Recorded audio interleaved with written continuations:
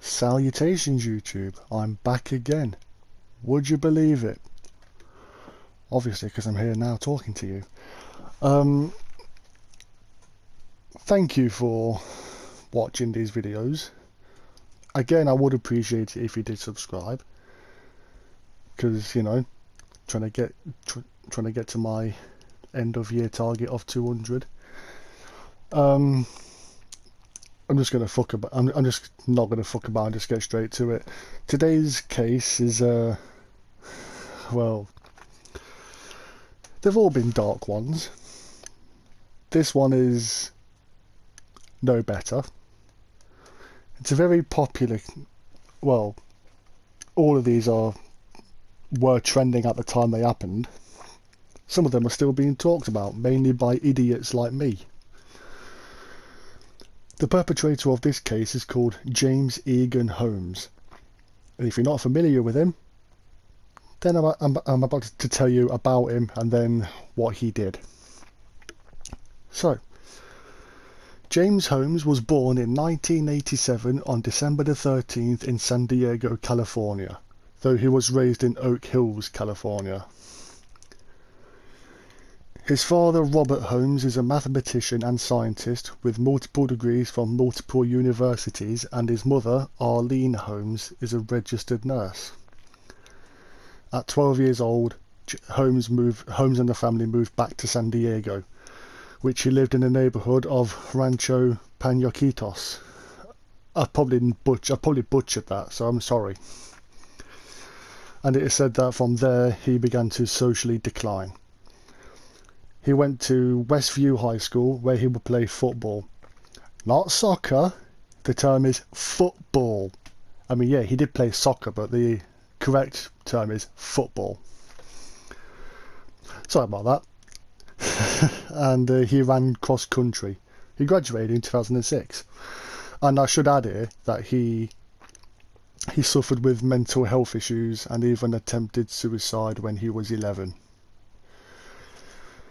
According to Holmes, during his childhood he was frightened of what he called nail ghosts that would hammer on the walls at night. Holmes saw social worker Margaret Roth once before she sent him to psychiatrist Lynn Fenton.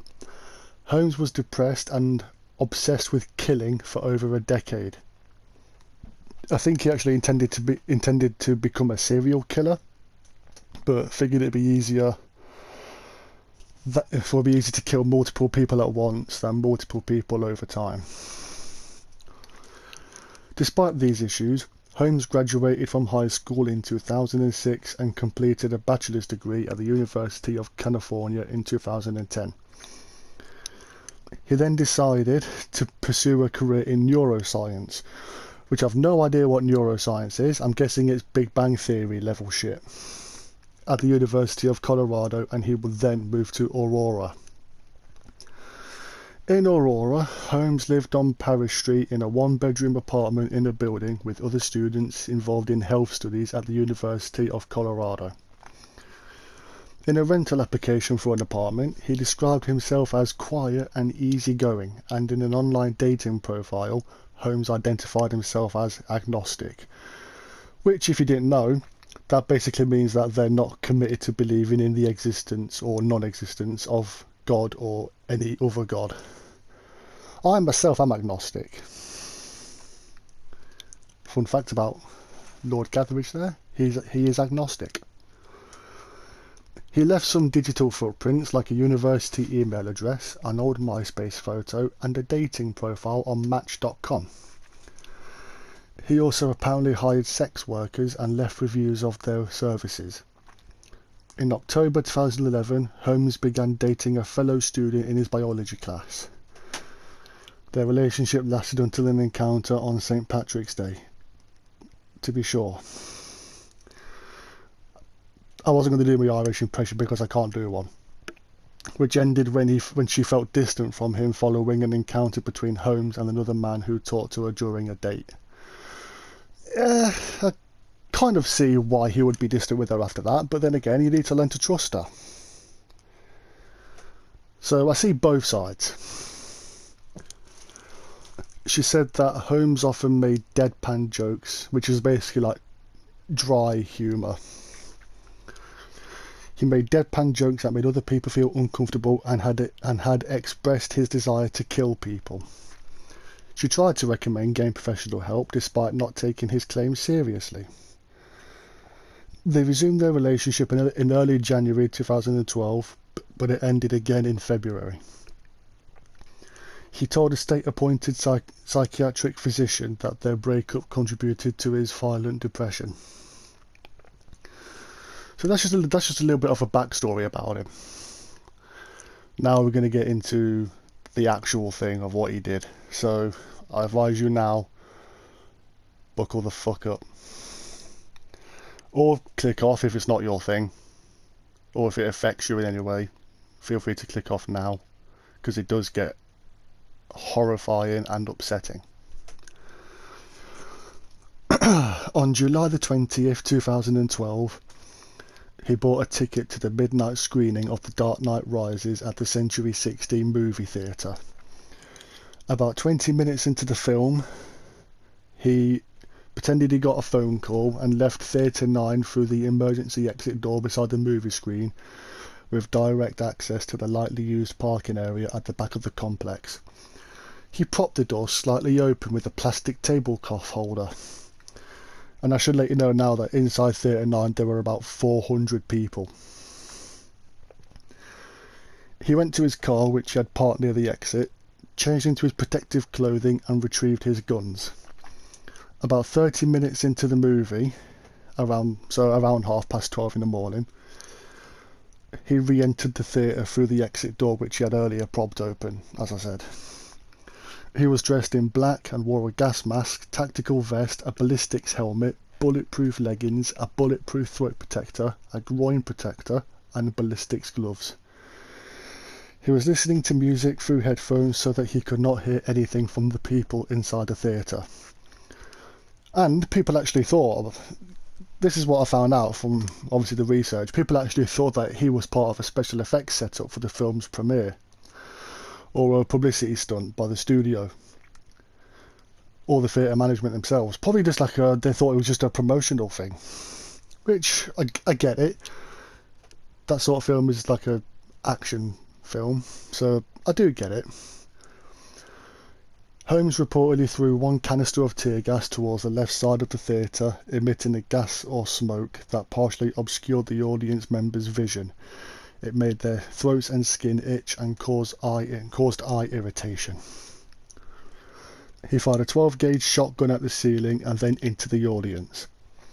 He then fired a Smith & Wesson semi-automatic rifle with a drum magazine holding 100 rounds, which eventually and thankfully malfunctioned. Finally, he fired a 40 caliber Glock 22. So this guy was armed to the teeth, like a solo militia. He shot first to the back of the room and then toward people in the aisles. A bullet passed through the wall and hit 3 people in the adjacent Theatre 8, which was screening the same film. Witnesses say that the multiplex's fire alarm system began sounding soon after the attack began, and staff told people in Theatre 8 to evacuate. Also, I forgot to mention, if you haven't already, get yourself a drink and a snack and make yourself comfortable. I'm so sorry I forgot to mention that. Holmes fired 76 shots in the theatre, 6 from the shotgun, 65 from the semi-automatic rifle and 5 from the Glock. At around 11:45 a.m, police officer Jason Ovia apprehended Holmes behind the cinema next to his car without resistance. But because of his tactical clothing, Holmes was at first mistaken for another police officer. Pardon me. He was described... I need to stop doing that. I'm sorry. I need to stop doing that. He was described as being calm and disconnected during his arrest. The officers found several firearms in the theatre and inside his car, including another Glock 22. He was also found carrying a first aid kit and spike strips, which he later admitted in an interview he had planned to use if police either shot at or chased him. Okay, so spike strips, got a question here. Spiked slopes are mainly used for police, military, that sort of stuff and whatnot. How the fuck did this guy get them? Let me know in the comments. I'm interested to know. I couldn't find that in my research. When arrested, Holmes told the police that he had booby-trapped his apartment with explosive devices. Police evacuated 5 buildings surrounding his Aurora residence, which was about 5 miles or about 8 kilometers north of the cinema. The day after the shooting, officials disarmed an explosive device that was wired to the apartment's front door, allowing a remote-controlled robot to enter and disable other explosives. How the fuck? Never mind. Never mind. The apartment held more than 30 homemade grenades wired to a control box in the kitchen and filled with at least 30 US gallons, which I want to say is about 110 litres. I don't know. I don't know. Anyway, that was just full of gasoline. And that massacre was the deadliest shooting in Colorado since the Columbine since a massacre in Columbine, which was in 1999. And I will talk about that one day. I promise you, it is coming. His trial began on April 27th, 2015. He pleaded not guilty by reason of insanity. On July the 16th of that year, he was convicted of 24 counts of first-degree murder, 140 counts of attempted first-degree murder, and 1 count of possessing explosives. On August the 7th, the jury deadlocked on whether to impose the death penalty. I'd say just fucking give it to him. If someone does that, just give him the death penalty. He was given 12 life sentences on August 26th, he was given 12 life sentences, obviously 1 for every person he killed. Spoiler alert, he killed 12 people. He also received 3,318 years for the attempted murders of those he wounded and for rigging his apartment with explosives. Okay, I need to ask again, what is it with these crazy sentences? He's not going to survive 12 life sentences or 3,000 years, so just give him just say life without parole, bang the gavel, that's it. 13 deaths included, okay, it was 13 people. 13 deaths, which included an unborn baby, were reported along with 70 injuries. 70 were hit by bullets and were reported by mainstream news as the most victims of any mass shooting in United States history, which would stand until the 2016 nightclub shooting at the Pulse nightclub. 10 victims died at the scene and 2 more were pronounced dead in the local hospitals. The people were Jonathan Blunk, aged 26, Alexander J. Boyk, aged 18, Jesse Childress, aged 29, Gordon Cowden, aged 51, Jessica Galway, aged 24, John Larimer, aged 27, Matt McQuinn, aged 27, Michaela Medek, aged 23, Alex Sullivan, aged 27, Alexander Tevez, aged 24, Rebecca Wingo, aged 32, Veronica Moser Sullivan, aged 6, and unfortunately the unborn baby. Ah, that's dark. On November 16th, 2012, the Aurora Victim Relief Fund announced that each family of the dead would receive $220,000. So I'm just going to do a quick calculation here because I am not good at maths at all. So 220,000, and there's 13 families. It's about 2.8 million according to my calculator. That is all I've got to say on this subject, because like I said, it is dark and it is horrifying and upsetting. Although some good news, when when he went to prison, he was attacked. But that's it, he was only attacked because one of the police officers apparently accidentally left the door open. I don't think that was an accident. I think he genuinely left the door open so that the cunt could get a kick in. He was a smart fucker. He had all that. Apparently he was apparently he had a high IQ, genius level IQ in fact. I mean, you gotta be if you're studying neuroscience. When he was arrested as well, he called himself the Joker according to the local dispatch team, but obviously people have disproven that. He even dyed his hair red, which then went orange, like a ginger sort of orange. I would make a joke about that, but I've got some friends who won't like it.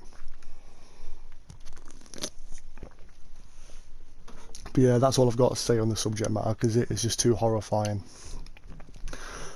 I will see you in the next video, which is another American-based case. Let me know in the comments which one you want to hear about, or take a guess at which take a guess at what my next video is going to be about. In the meantime, please like the video, share it with your friends, subscribe to the channel, and I will see you in the next one. Peace.